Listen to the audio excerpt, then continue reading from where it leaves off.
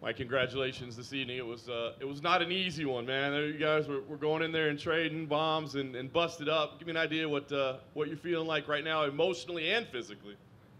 Well, I said it wasn't going to be easy. I said that we were going to go in there, cut each other up, we were going to bleed, and people were going to get hurt. That's what we did, and I got my first decision victory, man. This is something I see my career moving forward in the positive direction, and I'm happy with that. I'm getting better.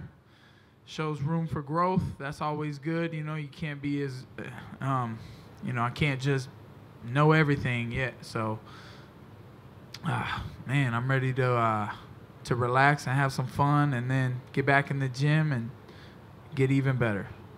It's funny because we don't often hear fighters, be excited about a decision win, right? But it did seem like you were kind of being more measured, being, patient and tactical, even though you were throwing everything with power. Is that fair to say that, you were trying to take a more measured approach, and is that a result of the camp change? Yeah, I was trying to get the techniques and the way that we had been working them in the gym and on the pads. I felt a few times that they weren't coming out the way that I wanted them to.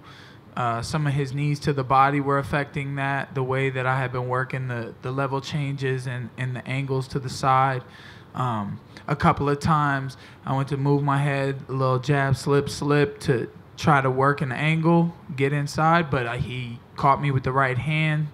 So, when you make a mistake like that, it makes you think, and thinking in there can slow you down, and that's maybe what y'all see.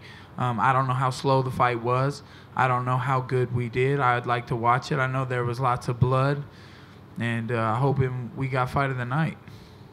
I imagine you're going to want a little time off, as you said, to kind of rest and relax a little bit. Give us an idea kind of what's next and what you see for the future of your career, because you're obviously an exciting guy. All week long you were getting headlines, being at pool parties, acting crazy up on the face-off stage at the media day. Give us an idea kind of what you see for the future of Mike Perry.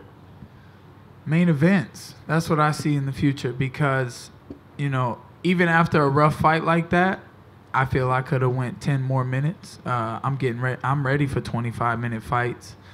I was really coming together in the third round. I thought I was starting to put combinations together, and having fun all week may have had something to do with the way I performed. I don't want to lock myself in the hotel room and just be bored all week. I want to have fun.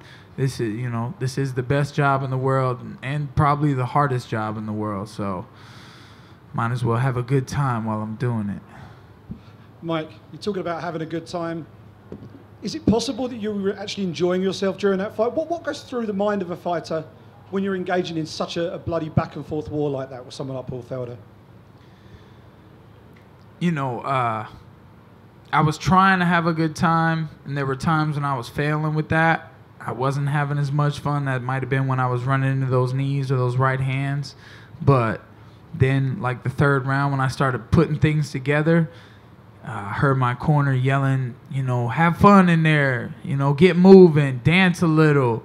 And I started doing those things, and it started coming together. If I can perform in there the way that I perform in the gym, then I can really put on a great show for all of you. I hope that was a good show, man. This is what I do it for. I want to leave some videos in history that people are going to watch 100 years from now and enjoy. Seems to be your trademark, these sort of back and forth, sort of barn burner wars, but it's a short career. And how many of these can you actually go through before you start to slow down? Like I'm saying, to be honest with you, after that war, I feel like I don't feel that bad. I feel like I can get back in the gym, ice my legs a little bit, get in the ice bath.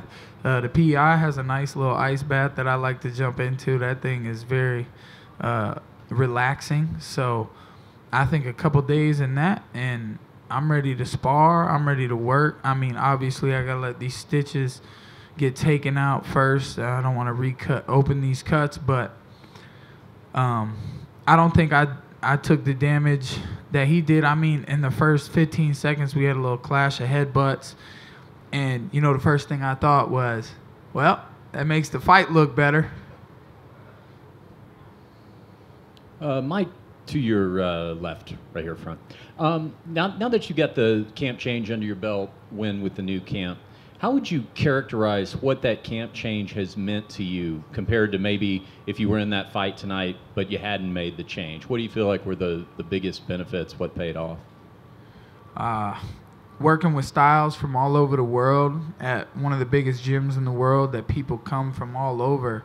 I got to see so many different martial arts styles, techniques, working with one of the best kickboxers, definitely the best kickboxer I ever met in Frank the Tank, him holding mitts for me, working with me. And, you know, he's the type of coach that he doesn't just hold the mitts and tell you what to do. He can put the gloves on and show you where you're making your mistakes. And as definitely what I needed. My other camp was great, but it was full of grapplers, and that's not really my fighting style. I found some people who are a little crazier like me. They like to get in there and bite down and get into fights. And we all know that's what I like to do. I do it every time.